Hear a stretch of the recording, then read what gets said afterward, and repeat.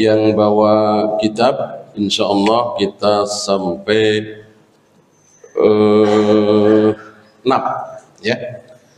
Yang terlahir 5 tentang kisah Nabi Sallallahu Alaihi Wasallam membikin garis. Garis itu lurus.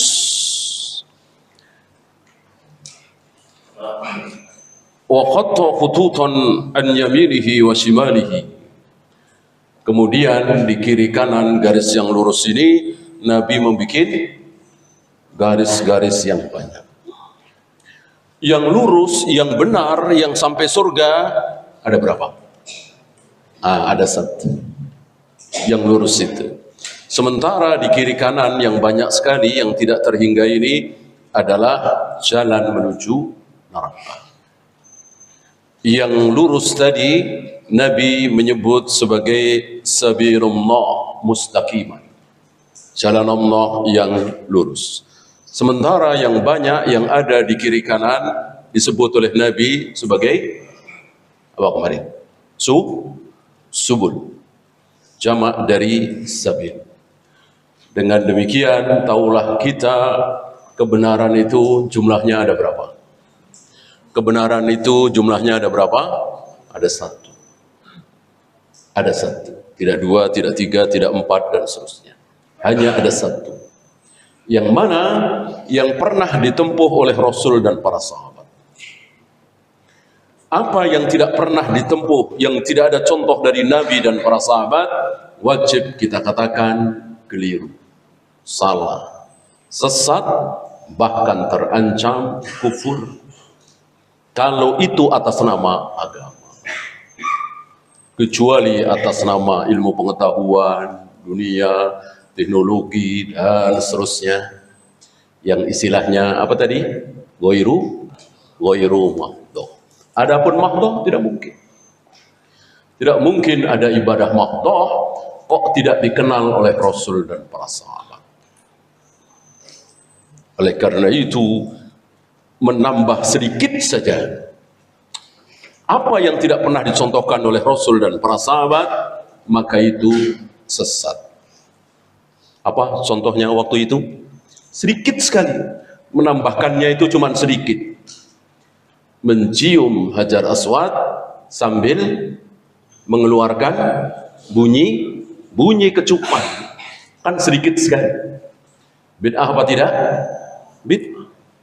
Karena Rasul dan para sahabat tidak pernah mencium Hajar Aswad dengan mengeluarkan bunyi kecupan.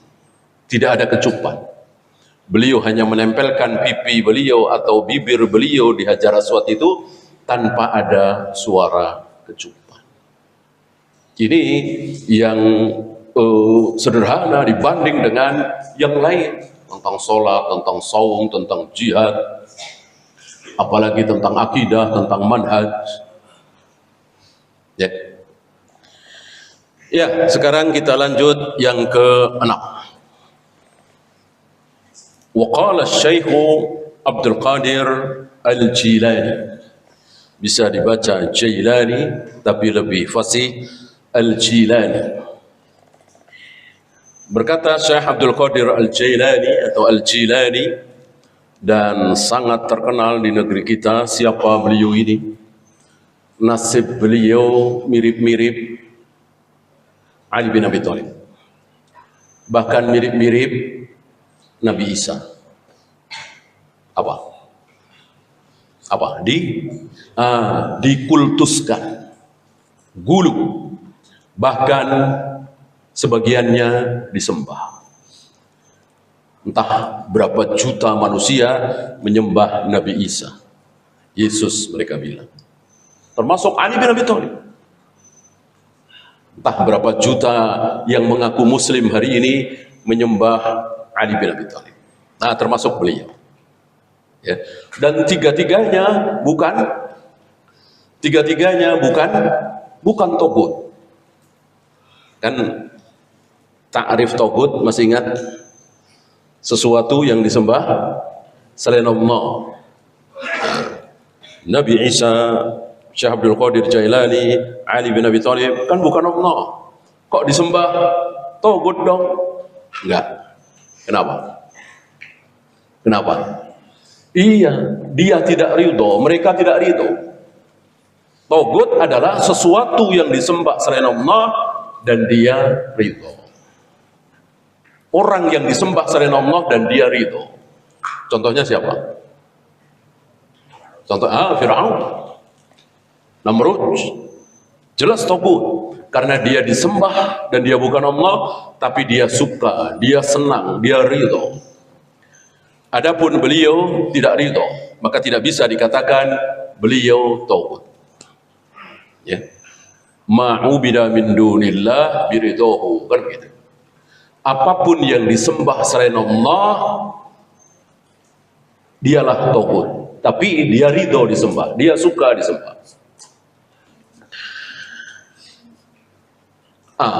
Padahal Syekh Abdul Qadir Al-Jilani ahlu sunnah, bukan seperti anggapan sebagian kaum muslimin. Ya. Beliau mengatakan dalam kitab beliau Al-Ghunyah,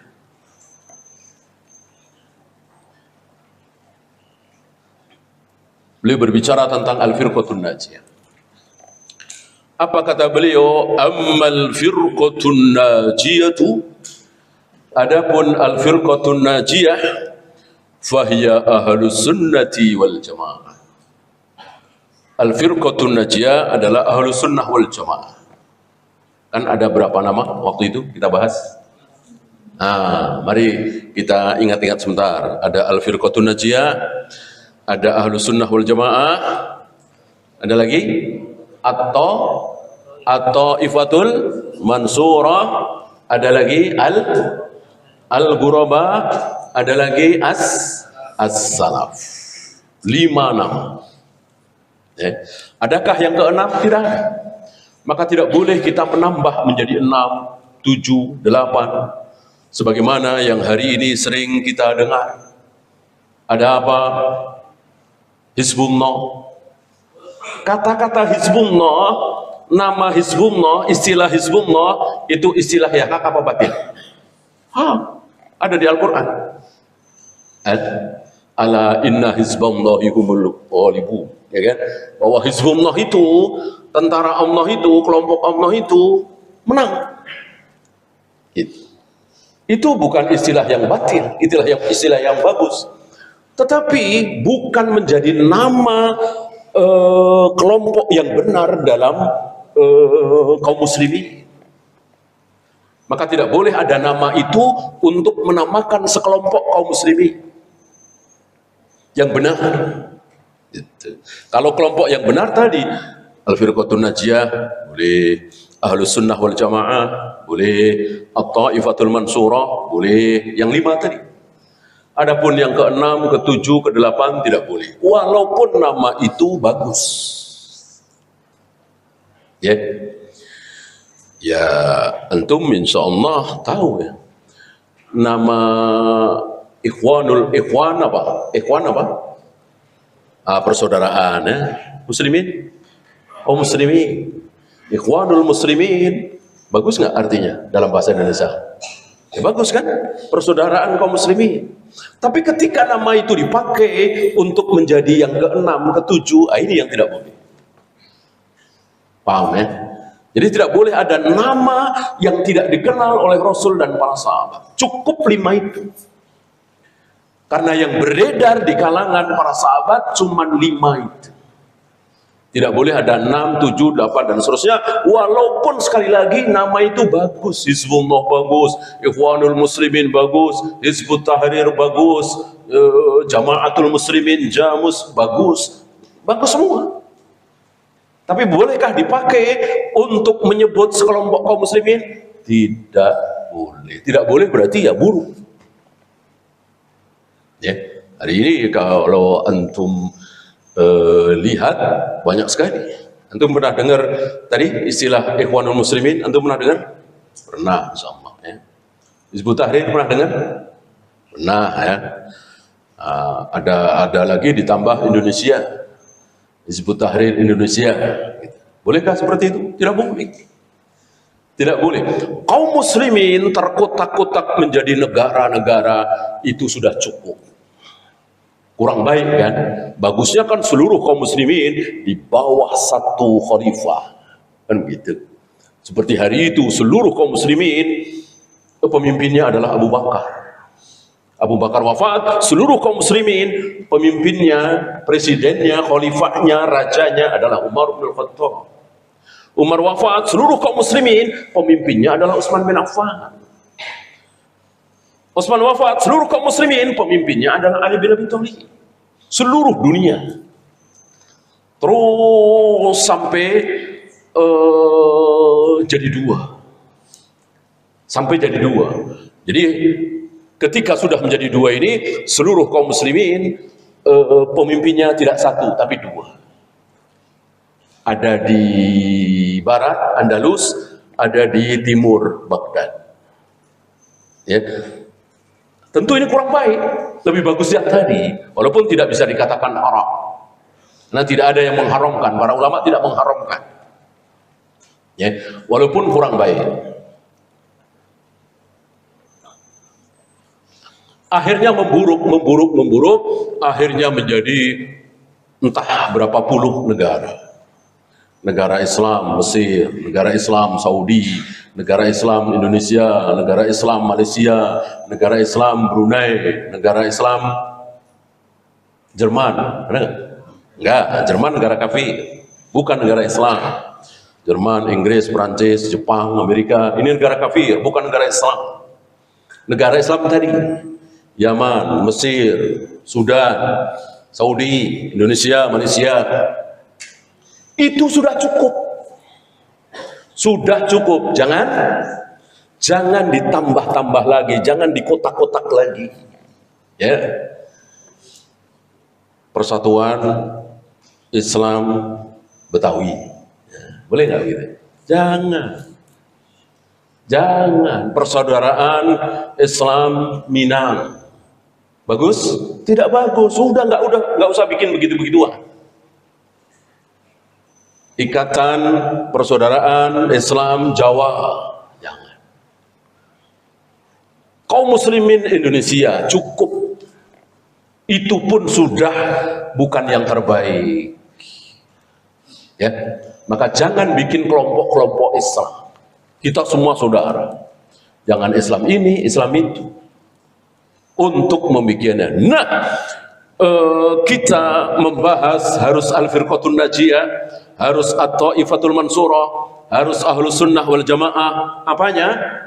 Manhajnya, akidahnya, tauhidnya, cara sholatnya, cara zakatnya, cara hajinya, cara beragama. Bukan kemudian kita berkumpul, berkelompok, ada ketuanya, ada wakilnya, ada bendaharanya, ada sekretarisnya, ada ADART-nya. Ini tidak boleh. Karena Al-Firqatun Najiyah, Ahlus Sunnah wal Jamaah itu hanya membedakan dari yang lain masalah manhajnya, akidahnya, tauhidnya, cara sholatnya, cara wudunya, dan seterusnya. Bukan kemudian berkelompok. Ya. Kalau mereka kan ada, insyaallah antum tahu ya, Ikhwanul Muslimin misalnya, Hizbut Tahrir misalnya, Jama'atut Tabligh misalnya, mereka punya kelompok-kelompok, ketuanya ini, wakilnya ini. Salaf tidak ada. Salaf membaur dengan kaum muslimin. Saatnya sholat Jumat bareng, saatnya sholat berjamaah bareng dengan kaum muslimin, saatnya sholat Id bareng dengan kaum muslimin. Saat mereka berbuat bid'ah, jangan. Saat mereka sholat nisfu Sa'ban, kita ikut? Jangan. Saat mereka puasa Rajab, nggak ikut kita. Bid'ah. Saat mereka melantunkan sholawat nariyah, nggak ikut kita. Adapun mereka sholat Jumat, sholat berjamaah, sholat Id, menguburkan mayat, kita ikut. Ya. Di situ perbedaannya. Bukan kemudian mengelompok.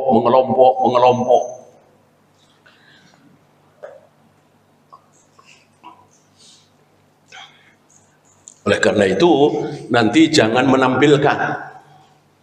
Antum nanti insya Allah sekarang sudah mulai paham, nanti lebih paham, jangan kemudian menampakkan kelompoknya. Dengan baju misalnya, dengan bendera misalnya, dengan logo misalnya, nggak boleh. Nggak boleh. Ya. Yang boleh apa? Dengan apa? Dengan cara sholat antum. Nih, Ahlussunnah cara sholatnya seperti ini. Nggak pakai usolli. Yang pakai usolli bukan Ahlussunnah, karena Rasul dan para sahabat tidak pakai usolli. Gitu. Salawatnya salawat Ibrahimiyah. Allahumma salli ala Muhammad wa ala ali Muhammad kama sallaita ala Ibrahim, terus sampai innaka Hamidum Majid. Itu yang ditampakkan itunya. Bukan logo, bukan bendera, bukan nama ini, nama itu. Tidak. Bahkan para ulama saking jelinya itu menamakan majelis ilmunya nggak mau.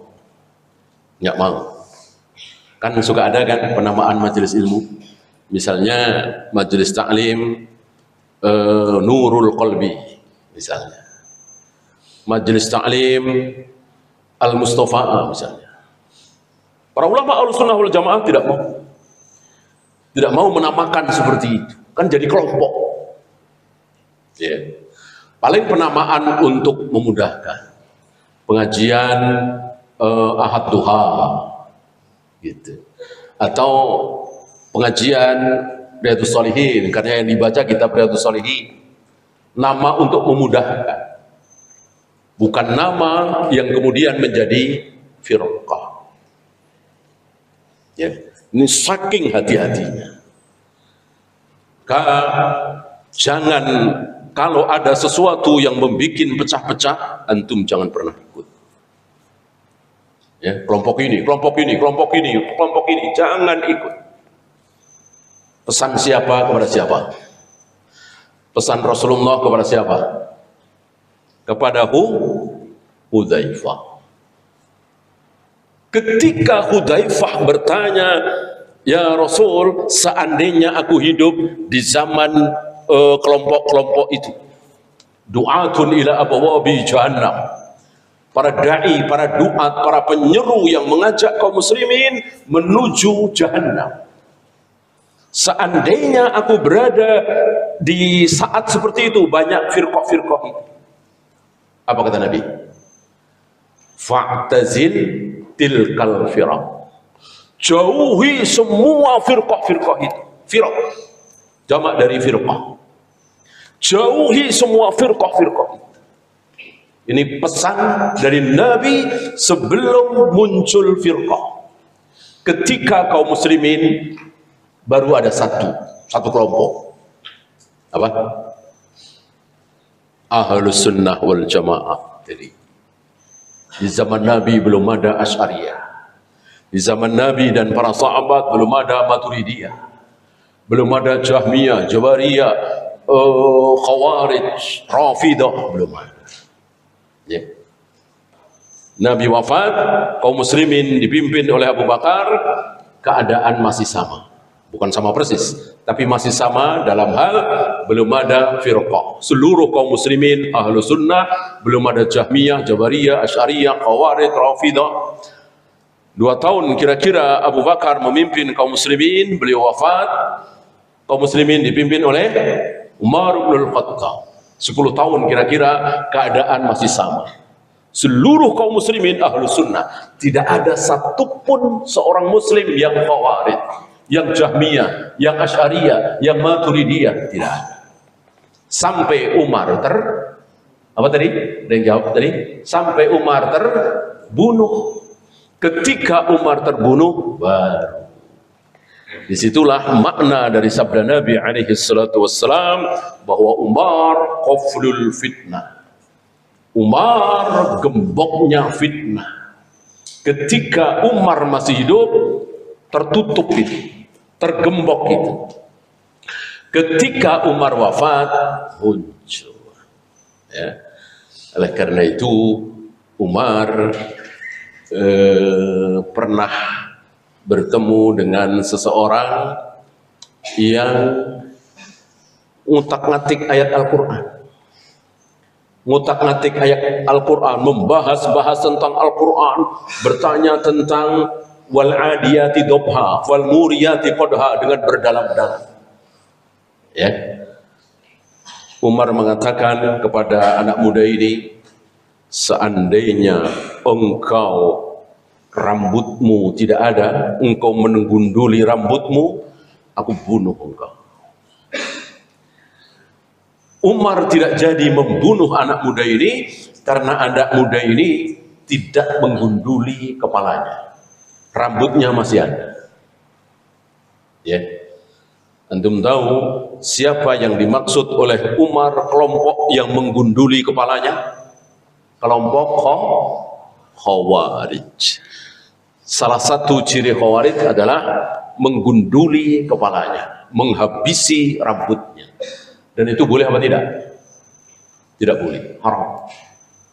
Haram, itu bagian dari ibadah. Hanya boleh dilakukan dalam dua keadaan. Apa dan apa? Ketika tahallul umroh atau haji. Satu lagi ketika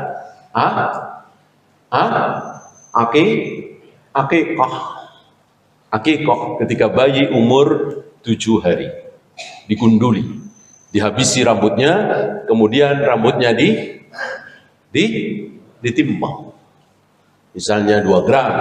Sodakoh perak 2 gram.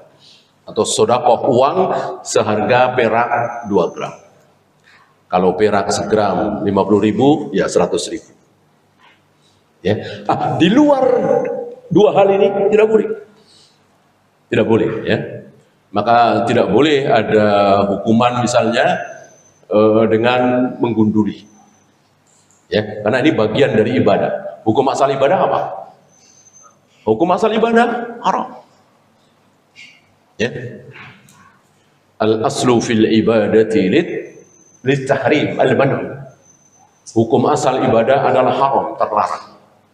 Maka tidak boleh menggunduli rambut kecuali dalam 2 keadaan tadi.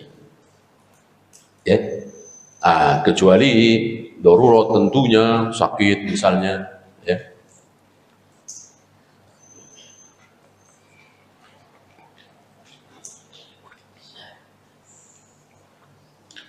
Kenapa Umar tidak jadi membunuh? Karena dia bukan Khawarij. Kalau Khawarij kan menggunduli rambut. Gitu. Karena Umar tentu tahu keinginan Nabi. Nabi pernah mengatakan, seandainya aku ketemu dengan Khawarij, akan aku habisi. Sebagaimana habisnya kaum Ad, kaum Samud. Habis. Ya. Oleh karena itu Ali bin Abi Thalib yang bertemu dengan kelompok Khawarij ini nggak ragu-ragu, habis 12.000 mereka kira-kira jumlahnya. Tapi setelah iqamatul hujjah yang dilakukan oleh Ibnu Abbas datang kepada kelompok ini, utusan resmi dari penguasa Ali bin Abi Thalib, mereka bertaubat. Dan ada kisah menarik ketika Ibnu Abbas datang kepada mereka. Ibnu Abbas datang dengan mengucapkan, Assalamualaikum warahmatullahi wabarakatuh. Mereka jawab apa? Mereka jawab apa? Mereka jawab, ahlan wa sahlan ya ibna ammi Rasulillah. Ahlan wa sahlan, selamat datang wahai putra paman Rasulullah. Marah Ibnu Abbas, marah. Aku sampaikan kepada kalian salam Islam, Assalamualaikum warahmatullahi wabarakatuh, tapi kalian jawab dengan salam jahiliyah. Sesuatu yang bukan Islami, maka itu jahiliyah. Karena Islam sudah mencontohkan Assalamualaikum warahmatullahi wabarakatuh, kok ada salam lain? Jahiliyah. Selamat siang, selamat pagi, selamat sore, selamat ini, selamat itu, jahiliyah. Salam Islam adalah Assalamualaikum warahmatullahi wabarakatuh. Ya. Nah, karena Ibnu Abbas di pihak penguasa, tentu mereka diam. Mulailah Ibnu Abbas berbicara. Disampaikan ayat-ayat Allah, hadis-hadis Nabi, terus 2/3 dari mereka bertaubat. 2/3 dari mereka bertaubat, kembali ke pangkuan Islam, taat kepada penguasa yang sah, Ali bin Abi Thalib, tidak mengkafirkan lagi pelaku dosa besar dan seterusnya. Sisanya kira-kira 3-4 ribuan tidak mau bertaubat dan dihabisi oleh Ali bin Abi Thalib, diperangi, dibantai oleh Ali bin Abi Thalib. Dan disinilah Ali menahan diri untuk tidak memperluas daerah. Ya, silakan azan dulu. Wassallallahu ala Muhammadin sallallahu alaihi wasallam wa akhiru da'wana alhamdulillahi rabbil alamin. Alhamdulillah, salatu wassalamu ala Rasulillah, la haula wa la quwwata illa billah wa ba'd. Kita lanjutkan sedikit. Wa ahlus sunnati la isma lahum. Ahlus sunnah ini tidak ada nama kecuali satu. Maksudnya 5 nama tadi itu yang dimaksud satu. Oleh karena itu tidak bisa dikatakan yang begitu Ahlus Sunnah. Kalau yang begini, ya Ahlus Sunnah juga. Kalau begini, ya Ahlus Sunnah. Nggak mungkin. Nggak mungkin. Maka salah satu kekeliruan kaum muslimin di negeri kita ini yang sering kita dengar, Ahlus Sunnah dibagi 2. Ahlus Sunnah ada 2. Apa dan apa? Pernah dengar? Versi kita ya, versi Indonesia. Ahlus Sunnah versi Indonesia itu katanya ada 2. Apa dan apa? Asy'ariyah dan Maturidiyah.